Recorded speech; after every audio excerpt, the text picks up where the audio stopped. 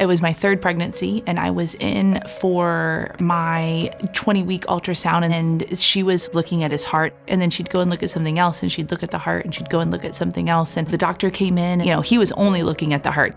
At that point, I said, okay, I think we might be looking at something with his heart. So we went on to cardiology, and we got to meet actually with Dr. John that day.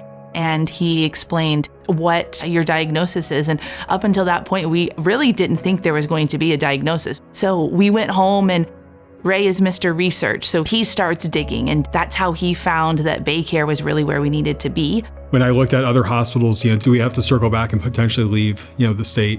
Being able to tour the Pediatric Cardiology Intensive Care Unit at St. Joseph's Children's Hospital was really important to just getting familiar with that environment, and building a relationship with Dr. John and Dr. Ringwald really helped bolster my confidence that this team is certainly elite and going to be able to take care of Brooks. We felt very confident that they looked at every possible scenario. They even talked about, do we go at 36 weeks? Do we go at 39 weeks? And then Brooks decided to come at 38 after an emergency C-section. It wasn't until he was born that we realized that his condition was much more severe than his original diagnosis. When we received Brooks' diagnosis of hypoplastic left heart syndrome on the day he was born, was a challenge, not just as you're welcoming a new child to the world that has some sort of a heart defect and your wife has just gone through a C-section, but now figuring out what this new diagnosis means for Brooks' future.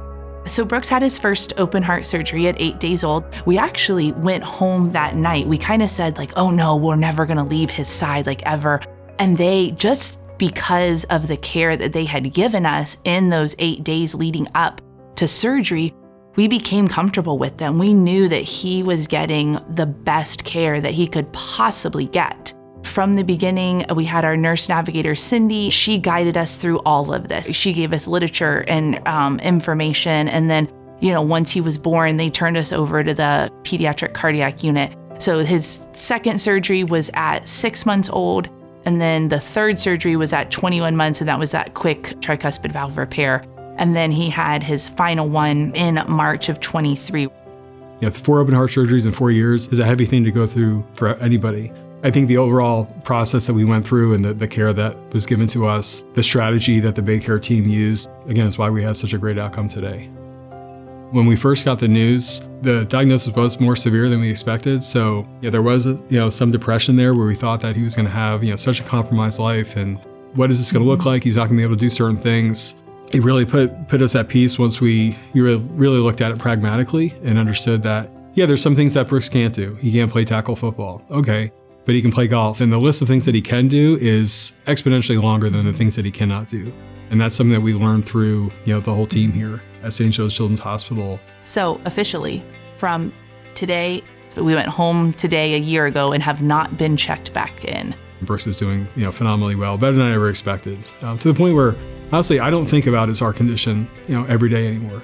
I think about what toy does he want, or what fight is he getting into with his brothers, or what bump or bruise or scrape are we dealing with today, and not his heart. And that's a place where I never thought we would be. Other cool thing is he actually gets to go to school. At first we thought we're gonna have to keep him in this bubble and he's not gonna be able to do all these things. But this is actually his second year in school and he loves it.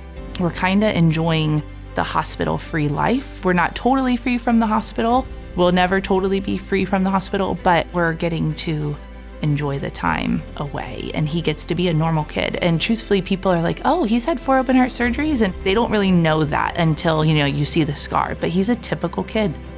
Yes, certainly when Brooks was born, you have concerns about, their long-term care and their overall health. Today, Brooks is this charismatic, energetic, extroverted, wonderful little boy who everyone loves. Everyone knows Brooks. I mean, thank you kind of sounds generic, and it sounds like it's not enough. You saved Brooks's life, and he wouldn't be here without any of the entire team. Thank you is kind of all I really can say, because they're amazing and wonderful. We've been through a lot, but we love the team here, and they're just taking such great care of us. We can never pay it back. We can only pay it forward, and we try to do that here. When you go through something like this, you obviously need the best medical care.